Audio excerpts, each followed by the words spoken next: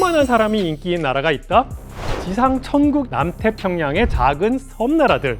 이곳에는 한국 라면들도 가득하다고? 남태평양 섬나라들이 비만의 나라가 된 이유.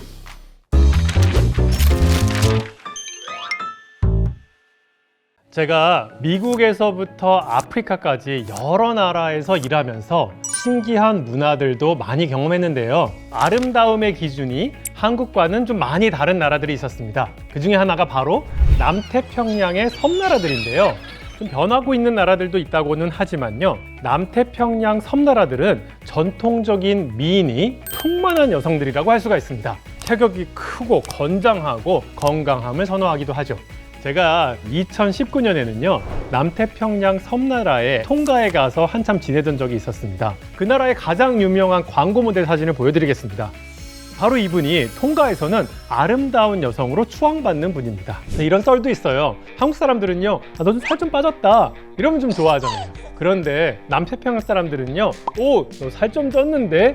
이런 말을 좀 해주길 바란다고 합니다. 심지어 겨냘픈 다리 이런 말을 들으면은 자기를 모욕했다면서 흥분한다는 얘기도 있어요. 그리고 결혼 후에요 여자가 살이 빠지면은 잘 먹이지 않았다고 남편이 지탄받는 경우도 있다고 합니다. 실제로 남태평양 섬나라 지역에는 비만 인구가 굉장히 많습니다.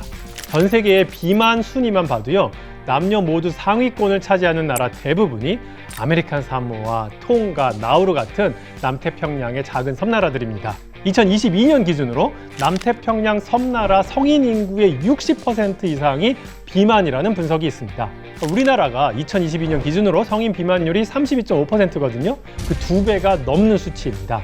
네, 그래서요 통가 총리가요 주변국 총리들에게 자 우리 한번 체중 감량 내기를 해보자 이런 제안을 하기도 했고요.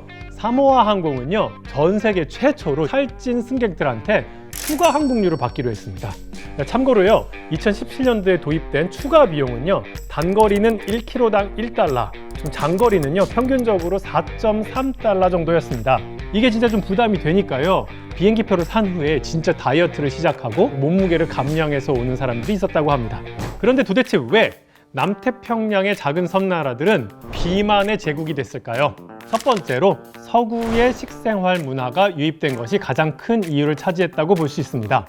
과거에는요 그래도 신선한 생선과 채소를 먹는 전통적인 식단이 가진 섬이 많았는데요 2차 세계대전 이후에 호주, 미국, 뉴질랜드의 식민지가 되면서 식생활이 급격하게 변화되었다는 분석도 있습니다. 또 그리고 식민지로부터 독립한 뒤에 1970년대, 80년대부터는요 서구에서 통조림, 콜라, 콘비프 같은 가공식품들이 많이 유입됐어요. 이런 가공식품들을 많이 먹게 된 것, 이것이 또 비만이 급증한 원인이 되기도 합니다. 또 여기에요 경제적 이유도 한몫했습니다. CNN에서는요 전 세계적으로 품질이 낮고 칼로리를 높은 소위 정크푸드 같은 것들이 저렴하기 때문에 이 지역에서 그러한 식품의 소비가 가속화됐다고 분석했습니다. 실제로요 뉴질랜드 양고기 뱃살은요 뉴질랜드 사람들은 잘 먹지 않아요. 그런데요 이 나라에서는 지방도 많고 값도 싼데 맛있네? 그래갖고 남태평양 사람들한테는 인기라고 합니다. 또 마트에 딱 가보면요 채소, 해산물, 공산품 등이 대부분 다 수입품입니다. 먹을 것 좀 이것저것 사놔야 될 것 같아. 그냥 고기를 이렇게 팔아. 내가 이렇게 막 사나 보다. 제가 알기로는 이거 전부 다 자체적으로 생산을 못 해가지고 다른 나라에서 다 사오는 걸로 알고 있어요. 한국 제품도 꽤 많이 있습니다. 아메리칸 사모아라는 작은 섬나라에 가장 인기 있는 한국 제품은요 바로 육개장 사발면입니다. 2022년도에요 인구 5만 명도 되지 않는 아메리칸 사모아에서요 약 20억 원의 매출을 올렸죠. 와, 이런 곳에도 한국 라면이 있어? 진짜 한국 라면 대단하다. 이렇게 수입품이 많은 이유는요 대륙과 멀리 떨어진 섬이다 보니까 나라 내에서 많은 것들을 생산할 수 없는 상황이기 때문이겠죠. 예를 들어서요 아메리칸 사모아는요 사이즈가 서울의 3분의 1입니다. 나우루는요 울릉도의 3분의 1 정도입니다. 몇몇 나라들 빼고는요 나라 크기도요 어마어마하게 작고요 토양이라든지 이런 환경이 전체적으로는 농업에 적합하지 않은 편이라서요 대량 농업 생산은 좀 힘들고요 대부분 그냥 자급자족하는 수준의 농업만 가능한 현실입니다. 그리고 제조업마저도 발달한 나라가 없습니다. 그러다 보니까 대부분의 상품을 수입에 의존할 수밖에 없는 것입니다. 또 그 가격이요, 육지에 비해서 굉장히 비싼 편이겠죠. 왜 그렇겠어요? 추가적인 교통비가 더 드는 거죠. 그러니까 또 비싸요.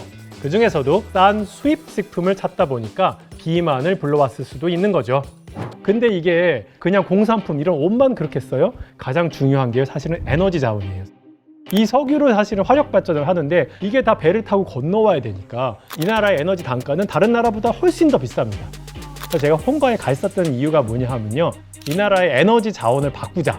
그러니까 예전에는 화력 발전을 하던 것을 태양열 발전으로 바꾸는 프로젝트였어요.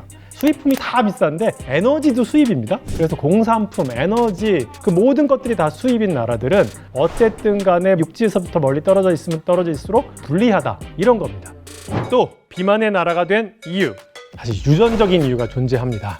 CRE, BRF라고 불리우는 그런 비만 유전자를 가졌다는 거예요. 실제로 사모아 사람들 중에서 25% 정도가 이 비만 유전자를 가졌다는 조사도 존재합니다.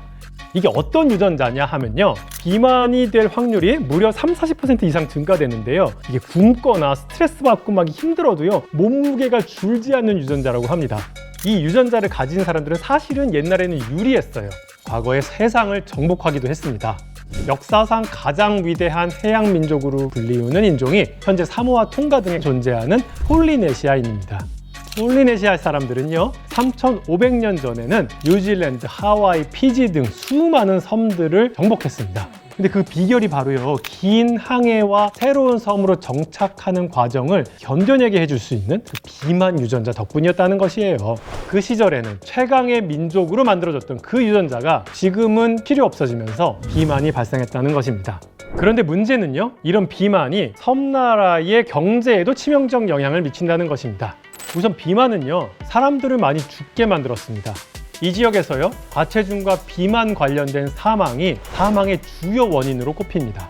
이것은 나라의 생산성도 저하시킵니다. 또 그리고요, 의료 비용도 어마어마하게 많이 들죠. 특히 남태평양 섬나라 대부분이 의료 시스템 자체가 별로 좋지가 않습니다. 이런 상황에서 비만으로 인한 질환들이 경제에 큰 부담이 됩니다. 2022년 기준으로 보면요, 과체중과 비만이 전 세계 GDP의 약 2.2%를 깎아먹고 있다, 이런 분석이 존재하는데요. 상황이 이러니 비만율이 세계에서 가장 높은 남태평양 섬나라들은 GDP의 손해가 얼마나 클지 상상도 잘 되지 않습니다. 이런 비만 문제의 심각성을 알기 때문에 남태평양 섬나라들의 정부에서는 건강에 해로운 음식에 세금을 부과한 적이 있고요, 정크푸드의 수입도 금지하는 등 수많은 노력을 하고 있는 중입니다.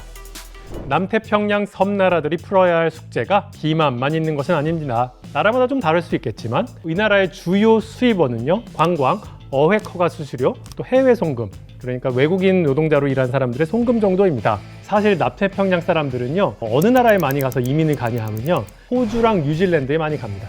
계절성 농부로 많이 가요. 그러니까 완전히 이민하는 것이 아니라요, 주로 농번기에 뉴질랜드나 호주로 가서 열심히 농업 일하고 나서 본국에 송금하는 것이 굉장히 큽니다. 그래서 결국 이분들이 강대국의 원조에 의존할 수밖에 없는 구조입니다. 역사적으로 오래된 원조 국가인 호주와 뉴질랜드, 그리고 또 1대1로를 노리고 적극적으로 진출하고 있는 중국이 있습니다. 그리고 이런 중국을 견제하고 있는 미국까지 존재합니다.